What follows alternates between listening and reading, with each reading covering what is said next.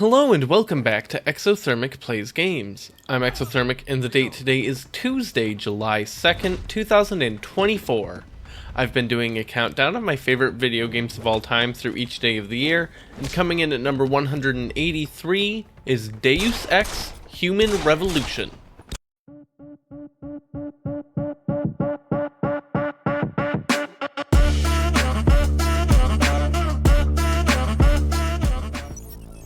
Human Revolution is a stealth shooter set hilariously in 2027.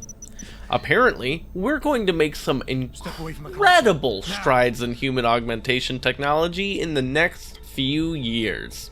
We're talking not only some pretty insane prosthetics, but full brain implants with networking capabilities that adjust everything from your nervous system to physical strength to basically X-ray vision. You play as Adam Jensen, a member of the security team for Seraph, the company that makes this technology, and after an attack on said company, you're augmented against your will with a ton of upgrades. Why was the company attacked, you ask? Did you not hear the part where I said the CEO of the company forcefully operated on an employee to replace part of their nervous system and several internal organs with technology?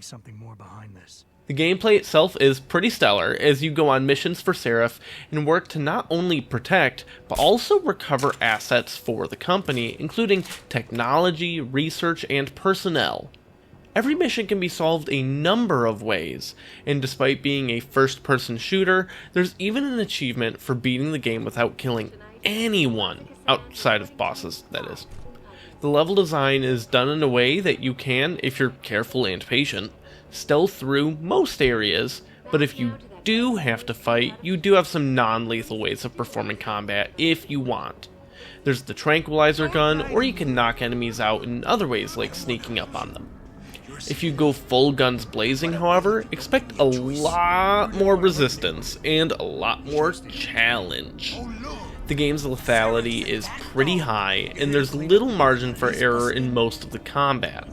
As you complete mission objectives, or really do anything in this game, you'll gain experience and level up. This gives you points to spend on further augmentations for your character, either boosting stats or giving you helpful skills and abilities. The most important and fun skill is for hacking. We are Sci-Fi Future Hacker Man.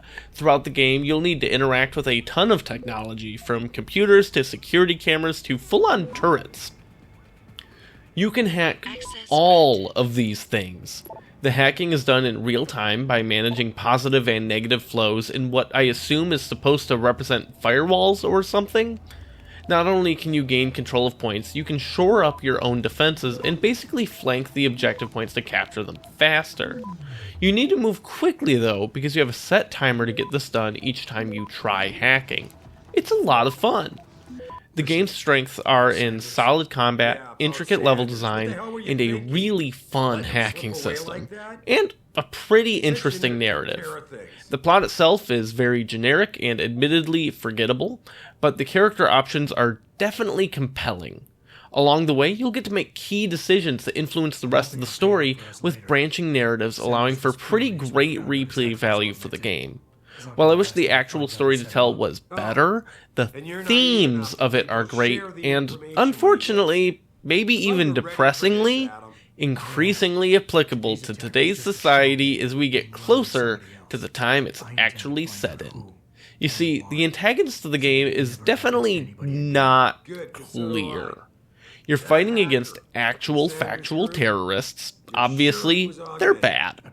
But your company is also doing some really ethically questionable research with a CEO that's basically playing God. On top of that, you're frequently asked to do blatantly super illegal things on behalf of the company. Could the research you're securing save tons of lives? It absolutely can. But the real antagonist here is the corporate greed of it all and constantly increasing political power that creates, bypassing entire legal structures along the way. And as they say, absolute power corrupts absolutely. Join me tomorrow as I talk about my 182nd favorite game, where I trade depressing, too close to home, near future sci-fi for a goofy, playful, long time ago sci-fi. You got it.